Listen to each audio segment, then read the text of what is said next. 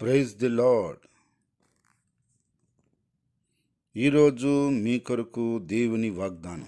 మీ అందరికీ ప్రభు నామములో వందనాలు తెలియజేస్తున్నాను. మీరు తెలియజేస్తున్న మీ సమస్యలన్నిటి కొరకు నేను ప్రార్థన చేస్తున్నాను. తప్పకుండా దేవుడు మిమ్మల్ని దీవించి ఆశీర్వదిస్తాడు.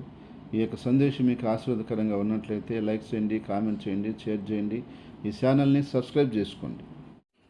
ఈరోజు వాగ్దానం యోబు గ్రంథము 22వ అధ్యాయము 28వ వచనం. నీవు దేనినైనా యోచన చేయగా అది నీకు స్థిరపరచబడును, నీ మార్గముల మీద ఎలుగు ప్రకాశించును.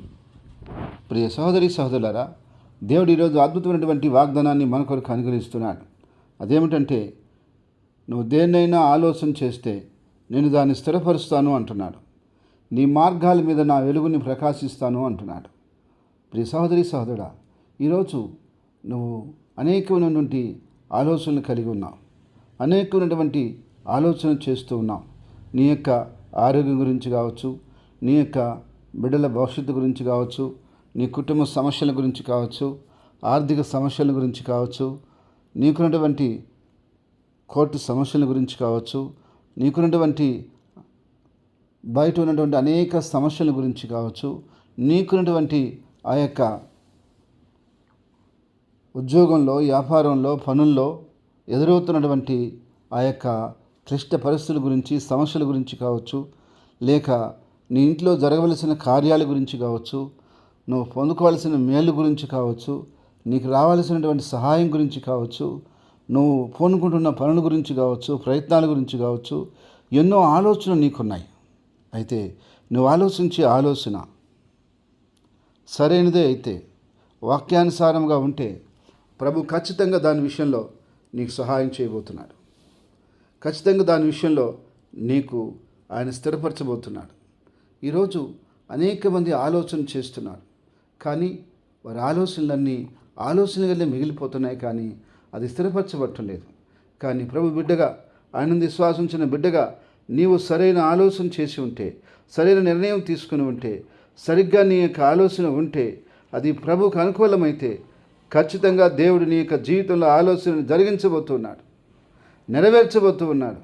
నీకు కావాల్సిన ఆరోగ్యాన్ని ఆయన సమకూర్చబోతున్నాడు, నీకు కావాల్సిన ఆర్థిక వనరులను సమకూర్చబోతున్నాడు, నీకు కావాల్సిన ఉద్యోగాన్ని ఆయన సమకూర్చబోతున్నాడు, నీకు కావాల్సిన వ్యాపార అభివృద్ధిని ఆయన సమకూర్చబోతున్నాడు, నీకు కావాల్సిన పిల్లల భవిష్యత్తును ఆయన అనుగ్రహించబోతున్నాడు, నీకు కావలసినటువంటి ఆ యొక్క మంచి కార్యాలను ఆయన నెరవేర్చబోతున్నాడు, నీకు కావలసినటువంటి అనేక రకాలైనటువంటి ఈవులను దేవుడు నీకు ఇవ్వబోతున్నాడు.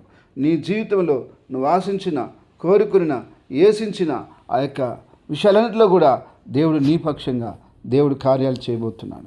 నీ పక్షంగా దేవుడు న్యాయం తీర్చబోతున్నాడు.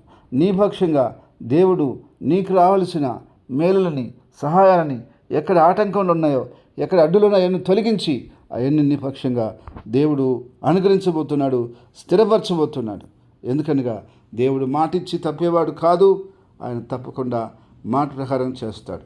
కాబట్టి నీ జీవితంలో నా ప్రియ సహోదరి సహోదరుడా, ఆయన ఖచ్చితంగా సహాయం చేయబోతున్నాడు, సహాయం చేస్తూ ఉన్నాడు. ఎందుకనగా దేవుడు మాటిచ్చి తప్పడు. నీకు అన్ని విషయాల్లో దేవుడు వేసించిన దాన్ని స్థిరపరిచి సహాయం చేసి నిన్ను వర్ధిల్ల చేయబోతున్నాడు. ప్రార్థన. ప్రేమగల తండ్రి, పరిశుద్ధమైన దేవాన్ని స్తుతులు స్తోత్రాలు చెల్లిస్తున్నాం. కూడొచ్చిన ప్రతి బిడ్డని, ప్రతి కుటుంబాన్ని, ఈ మాటలు వింటున్న ప్రతి ఒక్కరిని పేరు పేరు మీరు బలపరిచి, దీవించి, ఆశీర్వదించి వర్ధల చేయమని ప్రార్థిస్తున్నాను. ఎలాంటి ఒడిదుడుకులు, ఆటంకాలు లేకుండా సాతానీయ ప్రతి క్రియను, ప్రతి ఆటంకమును నాజరేయుడైన యేసుక్రీస్తు నామములో బంధిస్తున్నాను. నీ ఆత్మ ద్వారా ప్రతి బిడ్డకి, ప్రతి కుటుంబానికి నువ్వు సహాయం చేయమని, నీ మేలుతో నింపి దీవించి కాపాడమని. అయ్యా, అదిగోనైనా ఈ యొక్క మాటలు వింటున్న బిడ్డలందరి జీవితాల్లో గొప్ప కార్యాలు మీరు చదివించమని, నీ మేలు దయచేయమని. ఈరోజు పుట్టినరోజును, వివాహ దినమును జరుపుకుంటున్న బిడ్డల్ని, వ్యక్తుల్ని, కుటుంబాల్ని నీ సంతోషంతో, నీ సమాధానంతో, నీ ఆశీర్వాదాలతో, ప్రభువా నీ కృపతో, నీ కనికరంతో నింపండి నాయన. ఏ కొదువు లేకుండా సహాయం చేయమని యేసుక్రీస్తు నామంలో స్తుతించి ప్రార్థించి అడిగి వేడుకుంటున్నాను తండ్రి. ఆమెన్.